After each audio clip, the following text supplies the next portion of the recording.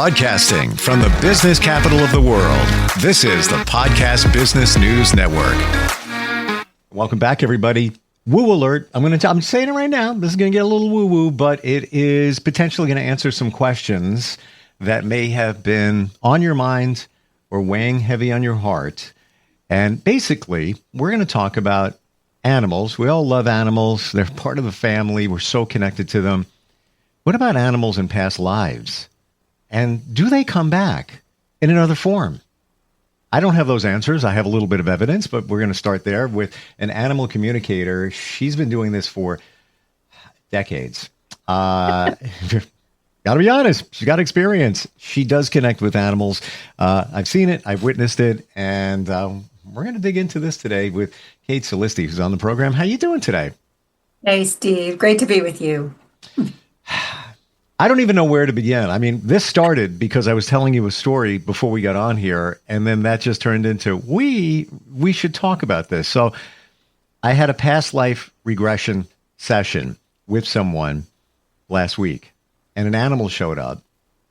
And side note, there was a horse that was in a field where I was on vacation, and it wasn't being taken care of. It was just breaking my heart, and I was just not having it. I was going over there multiple times during the day. I would feed it. I would give it water. I would take care of it. I would free it from its rope that was all tangled up and everything.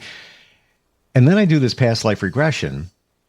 And it turns out in this life, apparently, I was a farmer with a horse. Now, I try to look at this and I'm like, all right, well, I'm hanging out with a horse, and then all of a sudden a horse shows up in the past life regression. Now, what are the chances of that? But there was other things that happened in this regression. Like I had a wife. I didn't see her in it, and I couldn't figure out why. And then it hit me like hard. She passed away. And it was very emotional. So I tend to believe it was real because I wouldn't be feeling this emotion. And there was other things that came up. But there was also that horse. I sold that house and took that horse and went someplace else. And then there was another, part of that life with another wife, and et cetera, et cetera. Are there horses in past lives? Like, enlighten us. Tell us. This is what I got. This is the evidence I have, but you're the expert. Oh, that's really a lovely story. And it is fascinating because I learned a lot about reincarnation from animals. I was raised Episcopalian in New Jersey. What did I know of reincarnation? And, but I started to, when I was doing sessions with people and their beloved pets, the animals would show me lifetimes with that person. And I began to see that many of our animals reincarnate with us over and over.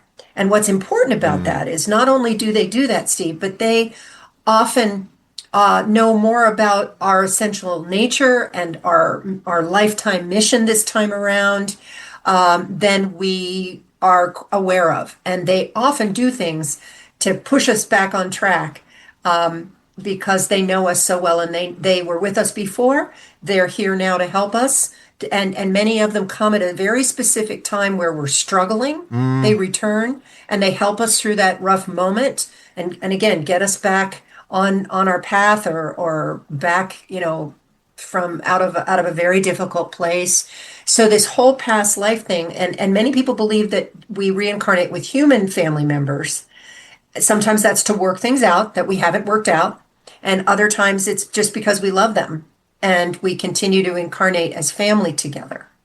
So I have learned about that from the animals sharing these stories about their past lives and showing me very, very clear pictures, as well as sometimes, I have one with a horse, so I can share that too. But so yes, this is something that I believe many of us as animal communicators experience. I want to validate what you're saying because I experienced it. And I might have shared this in pieces with you in the very beginning when we've been getting together here, but it was 3 years ago where, well, let me rewind. It was 2019 that my cat Maestro passed away. Orange Tabby. Just, I rescued him. He was in a cage for a year. It was horrible. And he turned out to be just a mushy, sweet, wonderful cat. he passed. Now, that was 19. Fast forward to 3 years ago, I adopted another orange tabby. I got this cat because there was some changes in my life, and my daughter was struggling.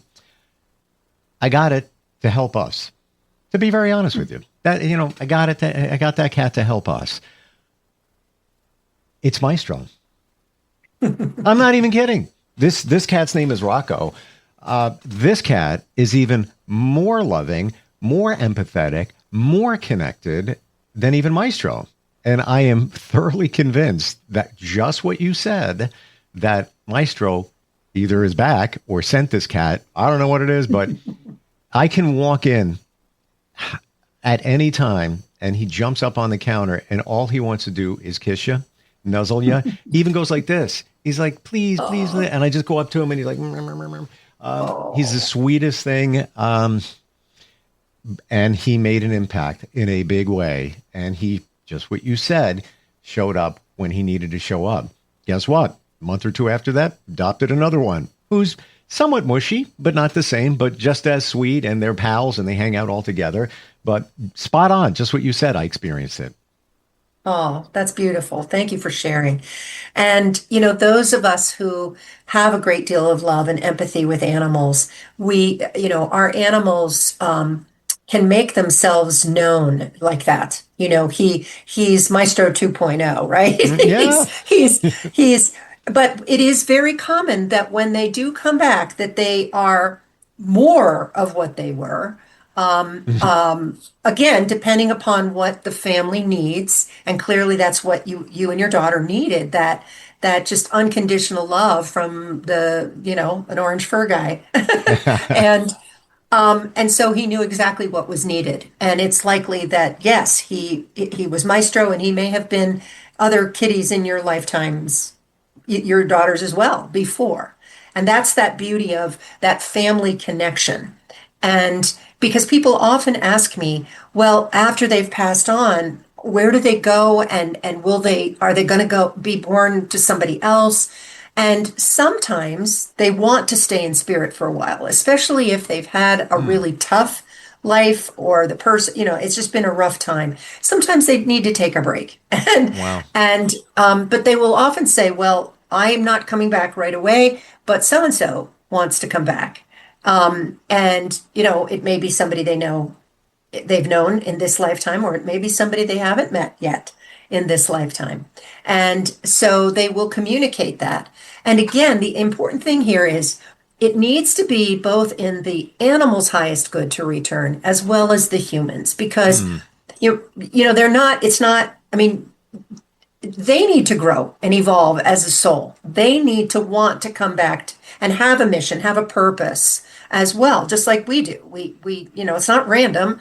There's things we come to learn, ways to grow, things we want to give. And it seems to be the same for them. At least that's what I've learned. Lots of questions here. Let's start with one I feel that a lot of people ask, and they also ask it in regard to humans. On the other side, is the animal world, over on the other side, wherever that is, whatever, is that like what humans experience? Are they connected with humans that have passed on the other side? What are they doing over there? That's a brilliant question. And a lot of people want to know. Of course they do. Now, remember, there's so many different traditions about what the other side is, right? Yeah. Right? From all these different cultures have very different viewpoints about what it is on the other side. What the animals have taught me, and again, this is just my experience, other people have different experiences, is that when they pass into the light, and the place they go, they refer to as the place of reunification. And the best way I can describe it is an ocean of unconditional love. It is the perfect divine love. And they merge into that ocean.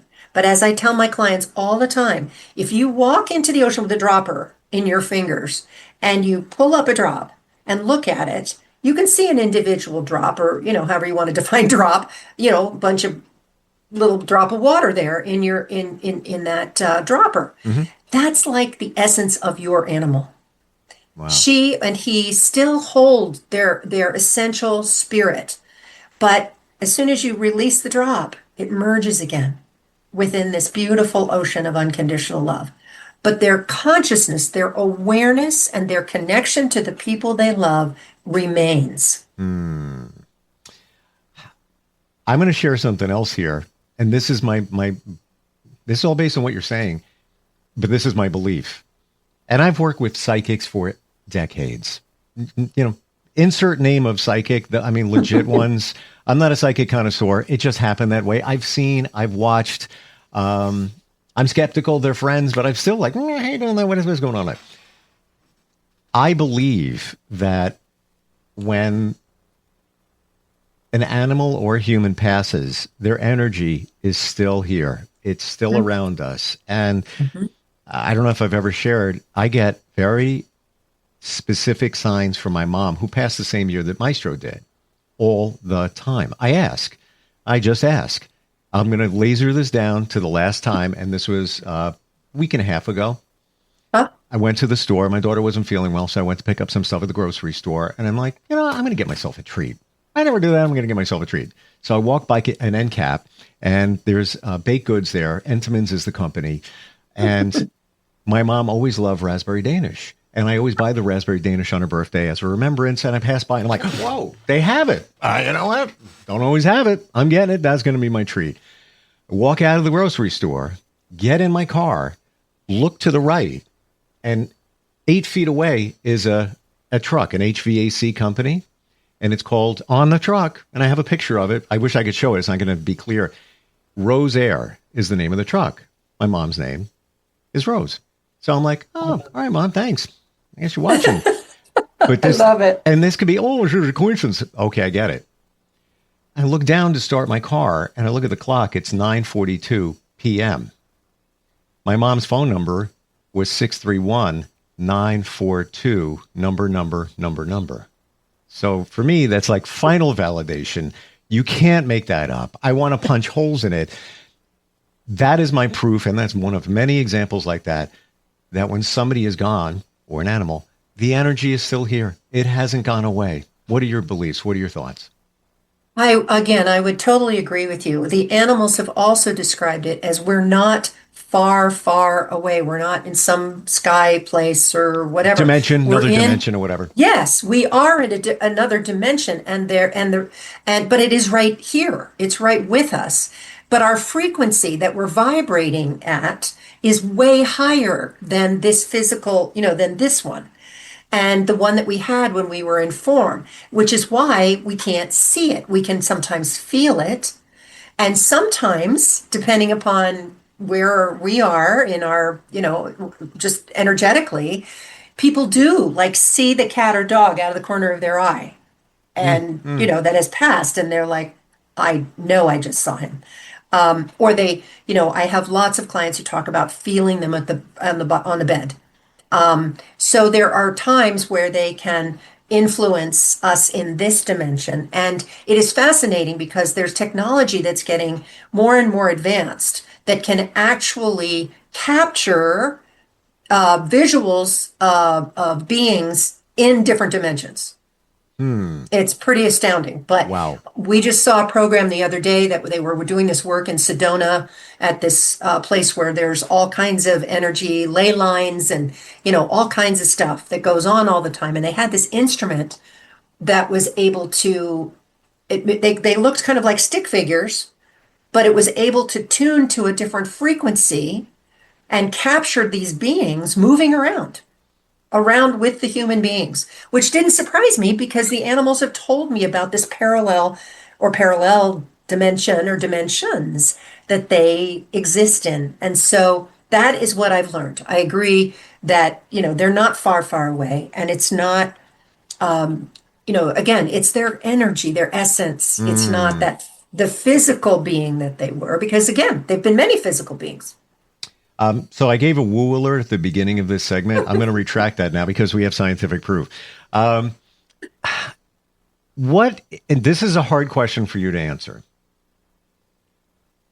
What do you think, in your experience, your feeling, your communication, what do you think is the percentage that the animals that we have are from another life? Or there's a reason they're here. They reincarnated, something's going on there. Do you think it's like, it's like 40% chance that that's happening? Well, no, that's an 80% chance that they're here for a reason connected to another life, or, even like my situation where I think Maestro came back. And again, this is completely ballpark. I'm just kind of curious. That's an interesting question. I've never thought of it that way. Because again, I can only go from my experience with my clients over many, many, many years. Boy, it's a toughie. But I will say that many, many animals, most indeed, are coming back with a purpose. That it may not be totally gelled yet, because here's a piece that I have to share. And that is also in my experience, animals, like people, are at different levels of conscious evolution. Okay. So for example, if we look at a herd of zebra, let's say, there's a whole lot of interconnection between that herd. And that's the most important relationship for them, right? And they're not going to relate to a human being. They're not, a human being is mostly something you run away from, right? But animals who have become our companions, who have lived with us and around us, have done that many, many times. And so they're tuned in to learning with us, learning from us, and teaching. So some animals come because they need healing. They need a rest. And I have a client who I teased her because she was like a lighthouse, and all these different animals who needed to be rescued kept showing up. And I kind of called it, you're the beacon. And she said, "Can I shut it off for a little while?" I said, "Yes, you can say, hold on. I have enough to handle that I'm helping." But those animals had been so wounded or so, neglected or abused or whatever, that they come to be healed. So sometimes they come to us for that purpose. Wow. Other times they come to us to help us, as I mentioned, learn and grow and achieve, or achieve isn't the right word, be who we were born to be, who we came to be, to support us in that. And as I mentioned before, and this one's really important, help us find our way back to love, which is source. The divine, no matter who defines the divine, is love. Highest vibration there is. Absolutely. Yeah. Absolutely. So I'm going to repeat what you said and make sure. Tell me if I got this right.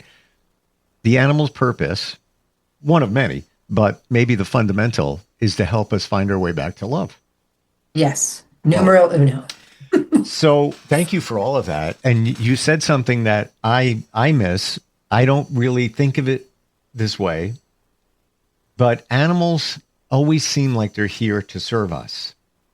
Whatever it might be, unconditional love. You got, animals that help you out in the field, and whatever it might be. I never ever considered that they need us. They're here to heal too. I didn't even think of that. And I do want to clarify. It's very important to notice there is a difference between serving us and serving the divine. They serve the divine first. They help us. Their service to us is a small s. Their service to the divine is a capital S. So it's very important because we have then an obligation to serve them back.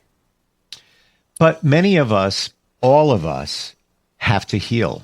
We've gone through, if you want to go, I talk about it all the time in podcasts, talk to a therapist, counselor, life coach, whatever it is, that, in our childhoods, we just experience things and we internalize it, and that pilots us in our adult life. And, there's things that we need to heal from to better pilot through life. Absolutely. Is that the way it is for animals too? They are learning and growing as well. It isn't exactly the same. Again, this is just my experience.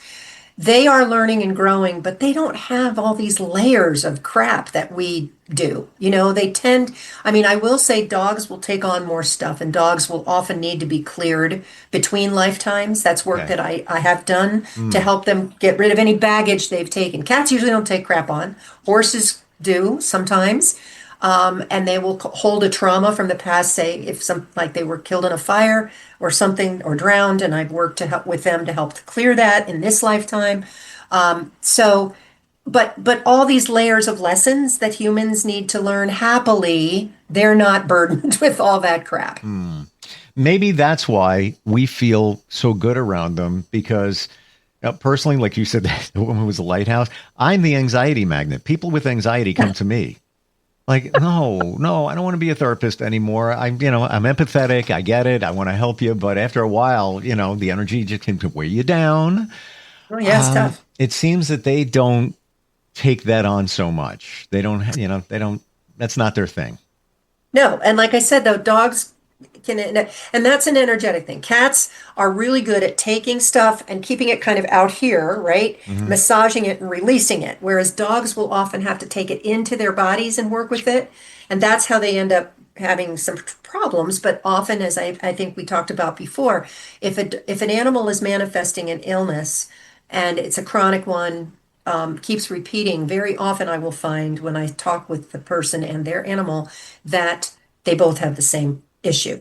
And the person says, "Oh, please tell him to stop taking on my stuff." And I say, "Well, I can't. I might as well ask him to stop breathing. But if you work on your ulcer," I think we talked about ulcers, if you work on it yourself, you're going to take that. He won't have to do that for you. He can work on his healing. He'll have more energy for himself because he knows you're actually doing the work to heal you. So that's the experience I've had with people sharing a problem, a physical problem with their animal, because their animal wants to lighten their load. Absolutely. Wow. You just brought back, or you brought to light. It's not about me, by the way, people. It's just like I'm using it as example. But I had another cat decades ago, and he was maybe 9, and he developed a tumor on his chin, cancerous, and then that took him out. And I just thought it was so odd. Like, why? Like, but, and I'm trying to remember what his life was like before. He was a rescue, but it wasn't, I don't think he went through a horrible life. However, my relationship I was in at that time wasn't a great one. And he passed away, at the kind of beginning of the bad relationship situation. And then now I'm wondering if he was taking things on, and that may have, over time, maybe, he developed that. I don't know. You're just making me think. He might have. Might have. No, it is very common, but it's gotten kind of muddled because animals like us are now so exposed to so much. Yeah. So much, from EMFs to plastics to toxins to, so much crap. So it isn't cut and dry a lot of times. But if an animal wants to take it on and can't, and it gets stuck somewhere, it will manifest in a physical. Wow. You're amazing. And by the way, I'm going to share with you, ever since I met you, every time I see a creature, doesn't matter what it is. It could be an iguana. It could be a squirrel. I try to communicate with it. I try to send it, either reassurance or whatever it might be. I don't even know I'm doing it sometimes. It's almost like a human that I'm having a communication, a conversation with them. It's like, and I love it. Oh, I'm so glad, Steve. That warms my heart, because we all can make that connection. It's about that being conscious and aware, and all beings are energy, and they appreciate it, whether they show it or not, that we are sending love or sending, well, hello, aren't you adorable? Or hello, wow, you're big, but you're acknowledging their presence, whether they show it or not. They feel that kind energy.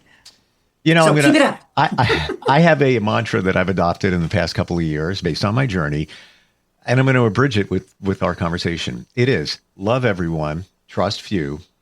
Wish I didn't have to say that, but that's my experience. Trust few, always do the right thing for all. I'm going to bridge that to love everyone and everything, and that be the animals. Thank you. Absolutely. It's beautiful. Thank you for today. Thank you for all the insight. Thank you for the clarification and validation and all of this. And this is just a piece of what you do, the communication in spirit and not. And you show people how to do this too. How do we find you? just go to my website, which is my name, KateSolisti.com. Everything's there that helps you connect with me, reconnect perhaps with me. And I can share many, many things there with you. So would love to be there for, answer questions and help you connect deeper with the animals you love and the wild ones. They need us, yes, and we need them. Thank you for today, and thank you for what you do. I really appreciate it. Thank you so much, Steve. It's been so much fun. Same. All right, we'll catch up soon. We'll be right back.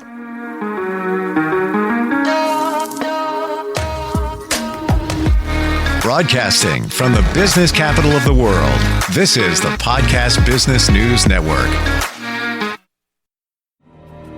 For nearly 2,000 severely injured veterans, everyday life has become filled with barriers. Day-to-day simple tasks can become pretty daunting. I have to carry my chair up 2 flights of steps or have somebody do it for me. What scares me the most is just the falling.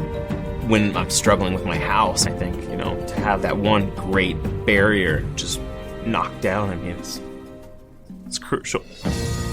Home for Our Troops is a wonderful nonprofit that builds a mortgage-free, fully adaptive, handicap-accessible house. And there's no catch. It'll be our very first home that we've ever owned. This is a game changer. This is where your life begins again.